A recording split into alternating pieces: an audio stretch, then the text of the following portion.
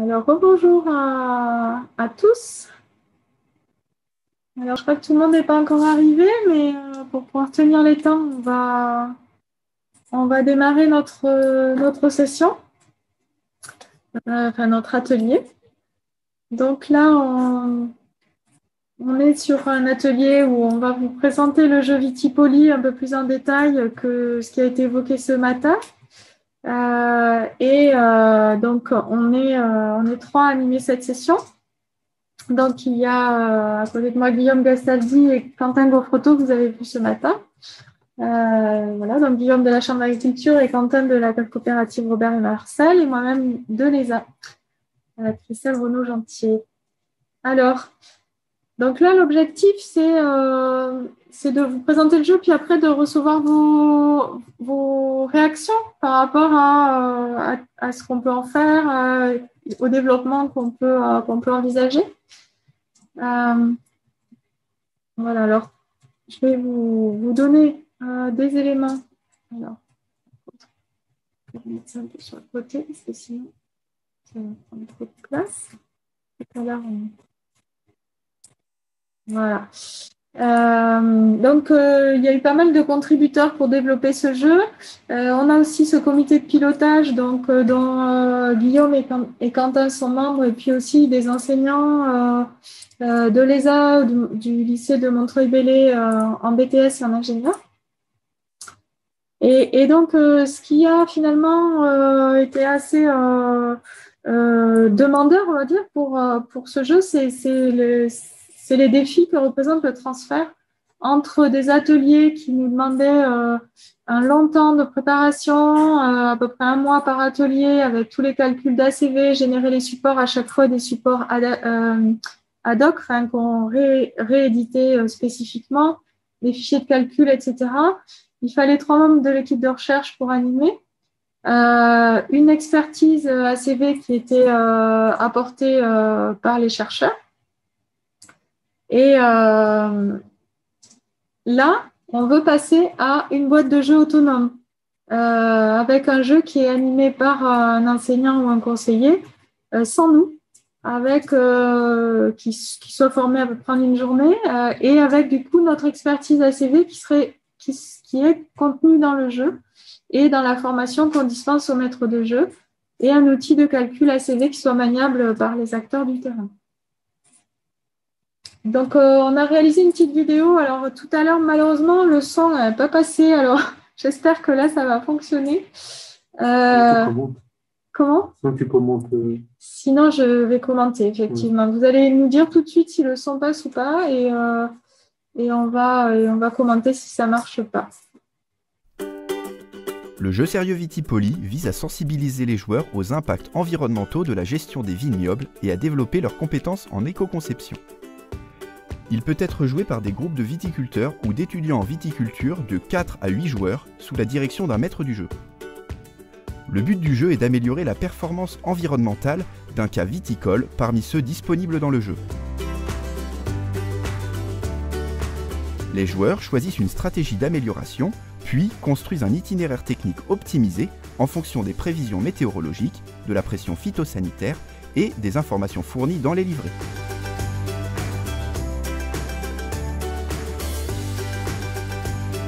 Les impacts environnementaux qui en découlent sont calculés pendant le jeu avec l'outil d'analyse du cycle de vie VitalCA.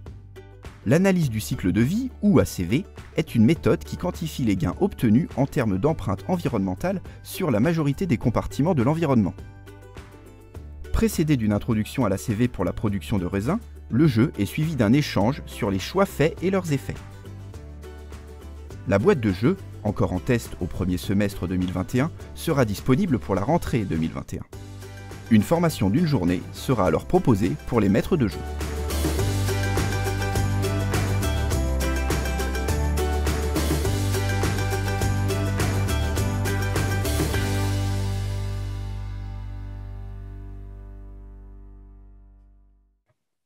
Bon, alors je vais vous redonner quelques points d'explication du coup sur le contenu du jeu.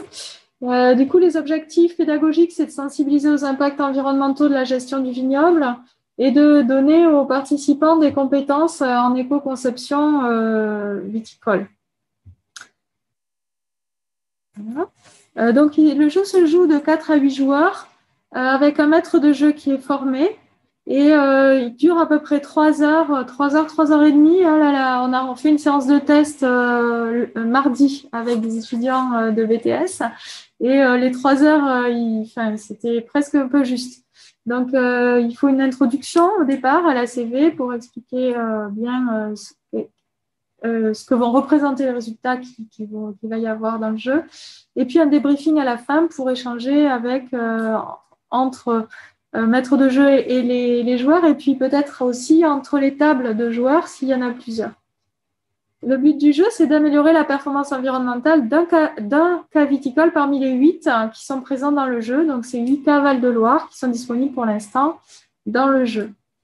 Alors, comment ça se passe? Première phase, prise de connaissance et compréhension des impacts par les joueurs et des caractéristiques du cas. Donc, il y a une fiche recto-verso qu'on voit ici en marron qui présente le cas avec beaucoup de détails sur les caractéristiques, les opérations qui ont eu lieu, qu'est-ce qui consomme le plus de carburant, c'est le camembert qu'on a en haut, et puis les heures d'opérations manuelles, les opérations mécaniques, le matériel. Et puis la fiche verte qui présente les impacts calculés avec l'outil VitalCA. Donc, vous voyez que ce n'est pas la même présentation que ce qu'on a vu dans le film de ce matin. Mais comme on a changé d'outil de calcul pour l'ACV, cet outil-là présente les résultats uniquement de cette façon.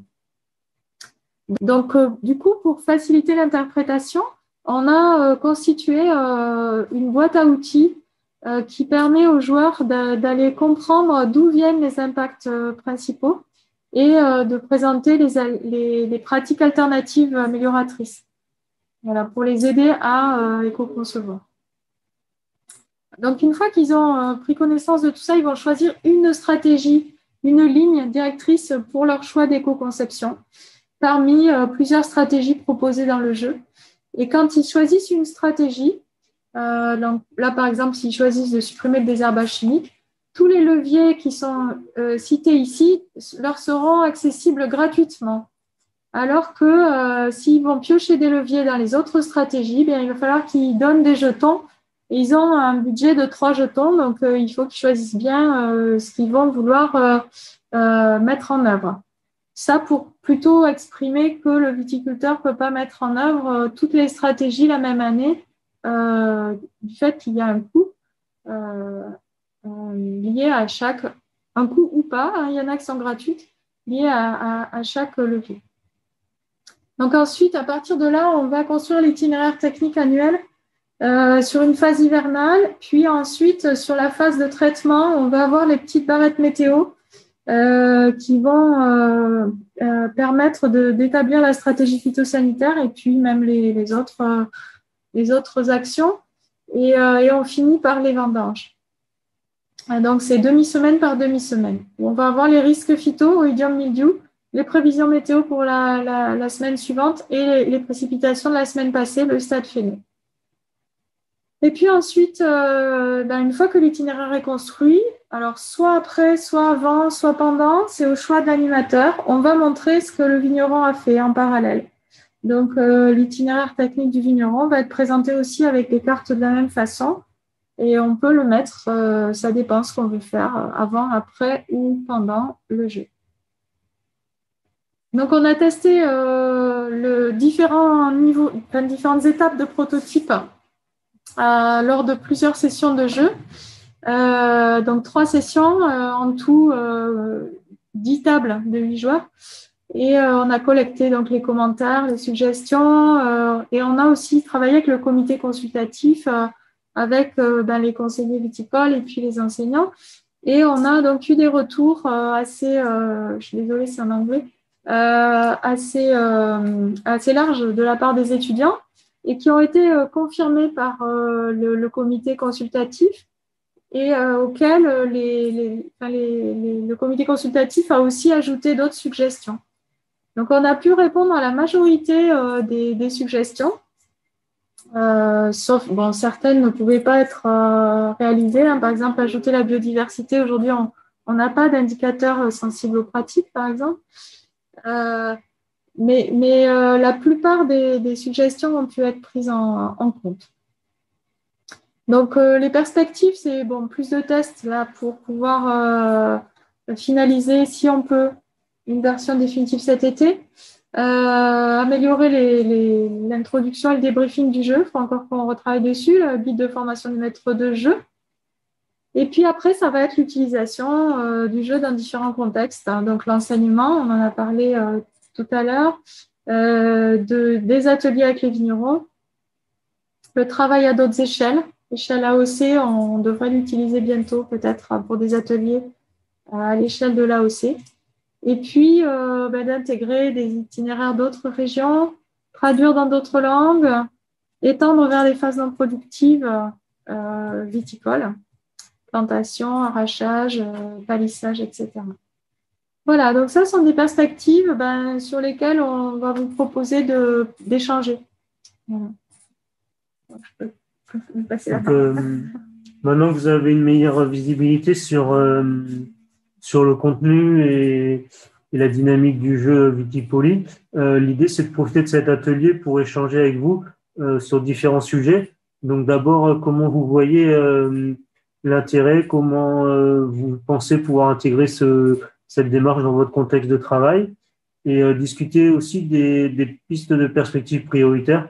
Donc, entre l'intégration des itinéraires techniques d'autres régions viticoles ou la traduction du jeu dans d'autres langues, l'extension sur les phases non productives, et qu'on puisse également aussi identifier des canaux de diffusion auxquels on n'aurait pas pensé. Donc, maintenant, c'est place à l'échange et n'hésitez pas à nous faire part de vos remarques ou de vos questionnements qui ne doivent sûrement pas manquer après cette présentation détaillée du jeu.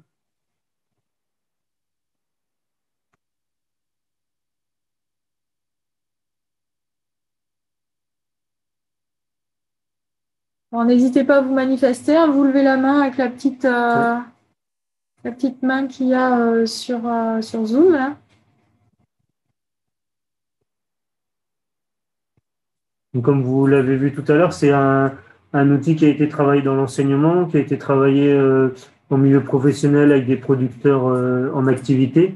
Donc, si vous intervenez dans l'un de ces secteurs d'activité, ça nous intéresse aussi de voir comment vous voyez les choses de votre point de vue. Ou éventuellement, s'il y a un autre secteur d'activité qui est représenté et auquel on n'avait pas pensé. Je vois que j'ai 2 étudiantes qui l'ont expérimenté déjà, le jeu l'année dernière. Est-ce que vous voulez partager votre expérience de comment vous l'avez vécu en tant que joueuse? Bonjour, c'est Michaela. Bonjour Michaela, tu peux mettre ta vidéo si tu veux, c'est comme tu veux. Parle fort parce que c'est pas très fort notre son. D'accord, très bien. Vous m'entendez bien là? Oui, ça va. Oui, donc c'est vrai qu'on l'a expériencé, mais il me semble que c'était en 3e année. Oui. Et c'est vrai qu'au départ, c'était un peu complexe parce qu'en 3e année, on n'avait pas forcément toutes les bases de la viticulture. Mais aussi, enfin, moi, pour ma part, ce qui a permis de justement étoffer mes connaissances et aussi d'avoir un aspect un peu plus concret des choses. Et au fur et à mesure du jeu, c'est vrai que enfin, moi, j'en suis sortie plutôt satisfaite et j'ai vraiment réussi à mieux comprendre les enjeux de la viticulture, surtout d'aujourd'hui. Et je trouve que même là, avec la vidéo de présentation, je vois qu'il y a eu pas mal d'aspects qui ont été améliorés et je trouve ça vraiment très pertinent. Et j'espère que ça pourra aussi aider les viticulteurs et les étudiants du coup, à mieux concevoir la viticulture d'aujourd'hui. Merci. Du coup, dans les améliorations qu'on a faites, tu vois des choses qui vous avaient manqué quand vous aviez joué Alors, c'est vrai que mes souvenirs ne sont pas non plus très, très précis, mais je vois rien que déjà dans l'esthétique du jeu, il y a pas mal de choses qui ont été un peu abordées parce que, à mon souvenir, c'était quand même assez complexe. Il me semble qu'il y avait quand même pas mal de cartes et on avait vraiment un peu de mal à réussir à tout suivre en même temps. Et donc là, dans la vidéo de présentation, j'ai eu l'impression que c'était un peu plus résumé rien que sur les cartes. Et je trouve que c'est un peu plus pertinent. On a rajouté les impacts sur les cartes, on a rajouté pas mal d'informations, effectivement. Grâce à vos retours, d'ailleurs. Merci pour ton témoignage. De rien.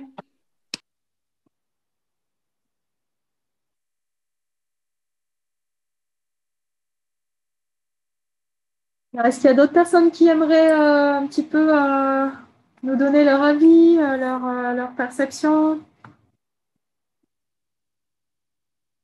Soit par rapport à leur expérience ou par rapport aux perspectives?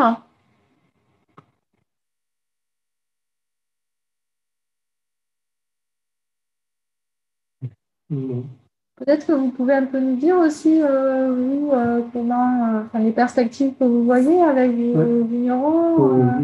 Alors, nous, au sein d'une CAP coopérative, l'avantage d'un jeu comme ça, de le faire sous forme d'atelier, il y a l'intérêt déjà de se poser, de prendre du recul sur un millésime. Donc ça, c'est déjà quelque chose qui est assez intéressant pour un vigneron, parce que généralement, quand ils finissent le millésime, ils repartent tout de suite sur un autre. Donc cette phase, des fois, de prise de recul, de réflexion sur ce qu'ils ont pu faire, des fois, elle est un peu compliquée. Donc là, c'est vrai que cette mise en situation permet de faire ça, d'avoir visuellement sur quelque chose d'assez simple, finalement, tous les éléments du millésime. Alors là, ça peut être un millésime fictif, mais on peut très bien l'imaginer aussi en perspective sur le millésime qu'on vient de passer. Et la deuxième chose qui est très intéressante, c'est que ça permet un échange entre les vignerons. Ça permet qu'ils puissent débattre sur les pratiques, sur le choix des pratiques. Et certains vignerons ont déjà passé le cap, on va dire, d'amener des nouvelles pratiques un peu innovantes qui sont souvent moins impactantes sur l'environnement. Et certains vignerons ont des freins psychologiques là-dessus en se disant non, c'est pas possible chez moi, de toute manière, soit j'ai pas le temps, ou soit je vais perdre trop de rendement, ou ça me coûte trop cher, etc. Il y a plein d'interrogations comme ça qui les rebutent un petit peu, qui leur font un peu peur, ce qui est naturel, parce que quand on change quelque chose sur une exploitation, l'objectif c'est de produire du raisin à la fin quand même. Donc quand on change quelque chose, le risque c'est toujours d'avoir un impact trop significatif. Et donc souvent cet échange entre les vignerons, ça permet de faire passer le cap finalement. Le vigneron dit écoute, moi je l'ai fait sur mon vignoble, ça s'est très bien passé, j'ai fait ci, ça, ça. Généralement il y a un échange, des questions, même un débat, et quand il y a un appui d'un technicien ou même l'appui d'autres viticulteurs, généralement on arrive à un déclic, à un changement de pratique. Alors c'est pas le cas pour tout, mais assez régulièrement quand même on le voit. C'est une dynamique un peu, comme disait Guillaume tout à l'heure, de démonstration par l'exemple. On montre que c'est réalisable et d'un seul coup, une pratique qui nous paraissait un peu farfelue ou pas du tout adaptée à notre vignoble, d'un seul coup, elle devient intéressante et envisageable. Et c'est ça ce qui est vraiment pertinent. Et des fois, c'est même plus de valeur que un témoignage d'un technicien qui va dire tu peux faire ça, tu vas voir, c'est trop bien. Et il va dire oui, mais bon, voilà, il va avoir un peu de recul. Alors que là, quand c'est un vigneron qui lui démontre par l'exemple que ça fonctionne, alors à ce moment-là, on a vraiment un déclic sur une pratique. Et du coup, toi, tu imagines là pouvoir, si tu as ta boîte de jeu, pouvoir le mettre en œuvre avec des groupes au sein de la cave Oui, pour moi, c'est quelque chose qui sera envisageable. Donc déjà, il y a des vignerons qui ont participé à l'élaboration. Oui. J'aimerais bien leur montrer ce que ça donnait et en quoi leur participation a permis de faire avancer les choses. Ça va beaucoup leur plaire, je pense, que les étudiants puissent travailler sur ce type d'outils, surtout dans une filière un peu professionnelle ou même au niveau des ingénieurs, futurs techniciens, on peut imaginer ça.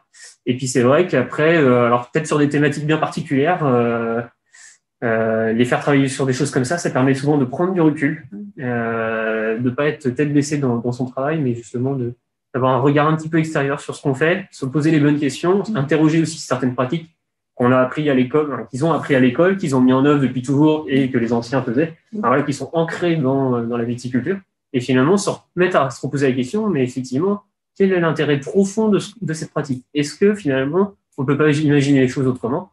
Et là, on arrive vraiment sur presque de la reconception d'un itinéraire technique. Et voilà, c'est des thématiques, par exemple sur la robotique, on pourrait très bien travailler là-dessus en se disant comment on l'envisage. Est-ce qu'un robot qui coûte très cher, ça vaut le coup de l'acheter sur une exploitation, ou est-ce que à ce moment-là, on imagine sur un travail en commun? Enfin, tout est imaginable en fait sur n'importe quelle thématique, mais je pense que c'est un outil qui est assez facile à mettre en œuvre, qui est très visuel et qui parle au vigneron parce que c'est concret. Donc voilà, je ne sais pas si Guillaume, tu veux rajouter.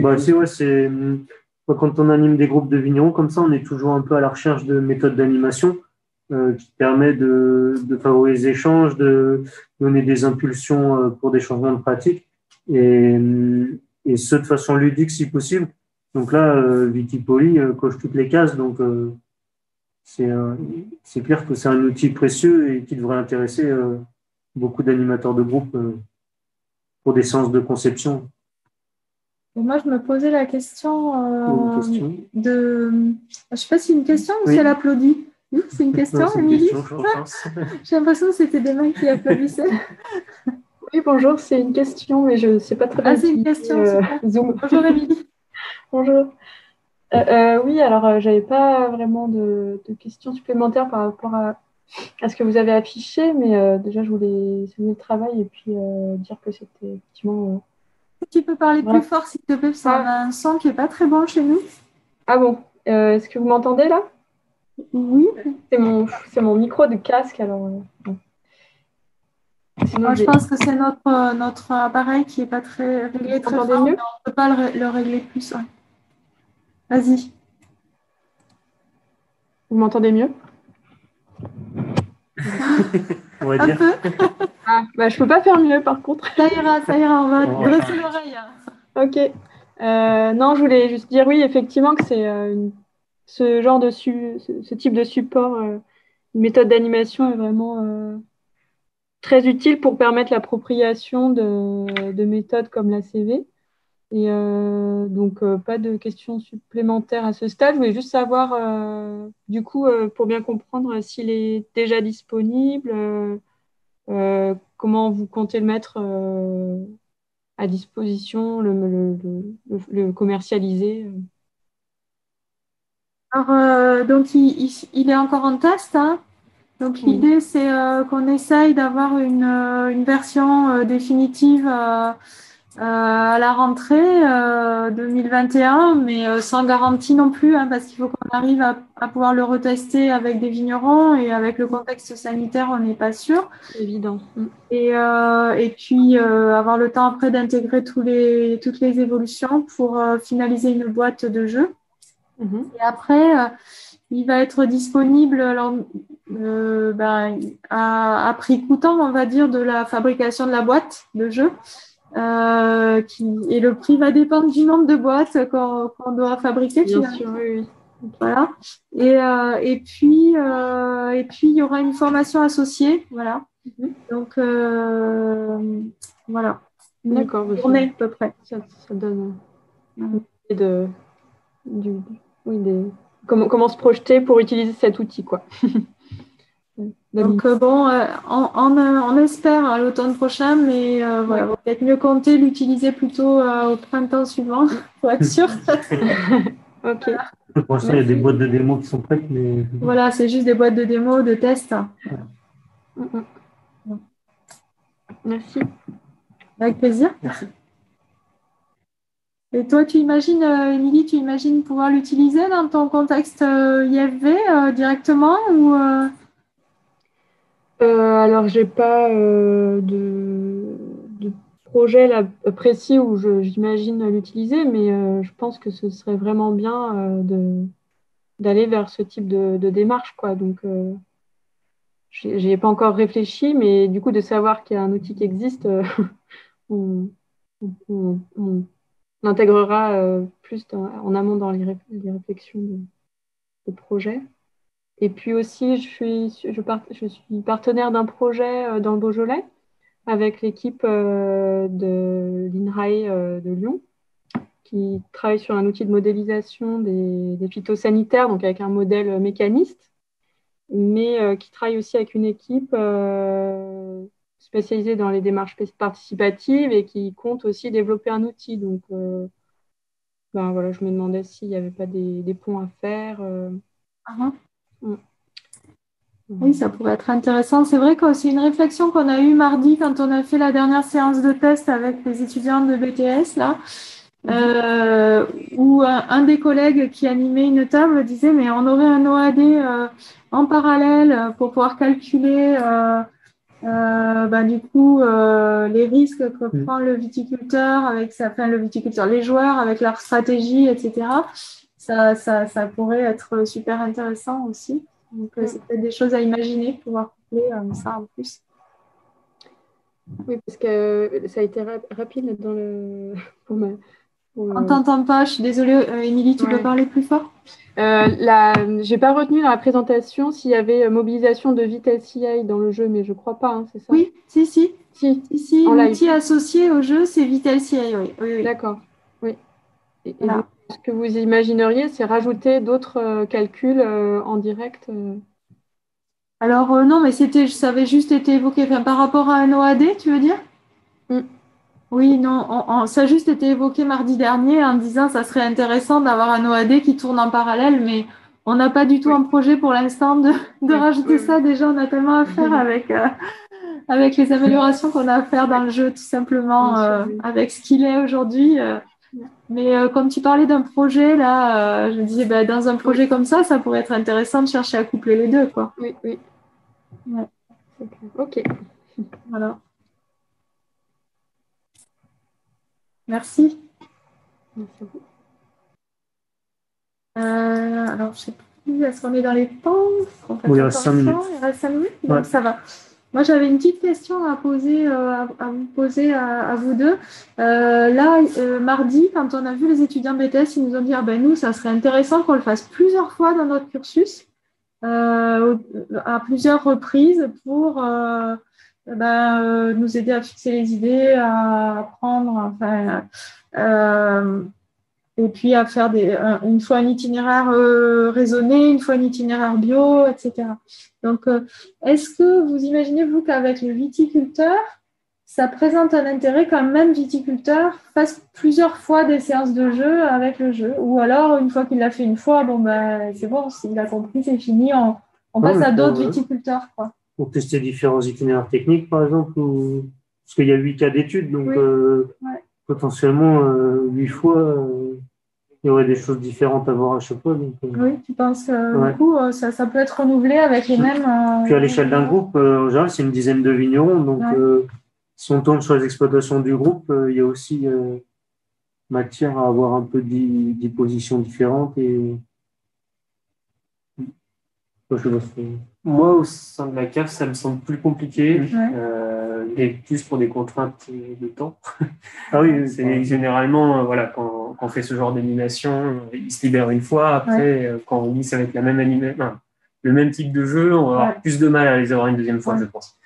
Après, si c'est pas rapproché, disons, et aussi c'est sur une autre thématique de travail, oui, effectivement, là, on peut utiliser 2 fois le même support de travail sans aucun souci. Mais effectivement, si on imagine quelque chose d'assez rapproché, non, je pense qu'il va y avoir peut-être une lassitude. Mais sur différentes thématiques, avec un temps qui est suffisamment important, là, oui, il y a un intérêt.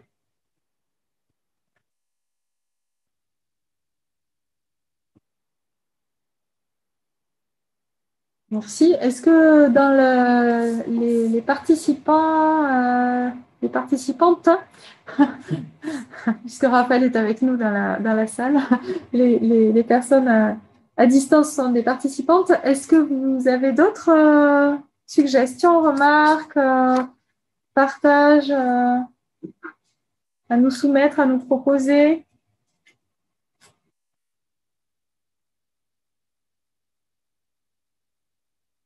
Non, mais on va peut-être du coup clore la séance là.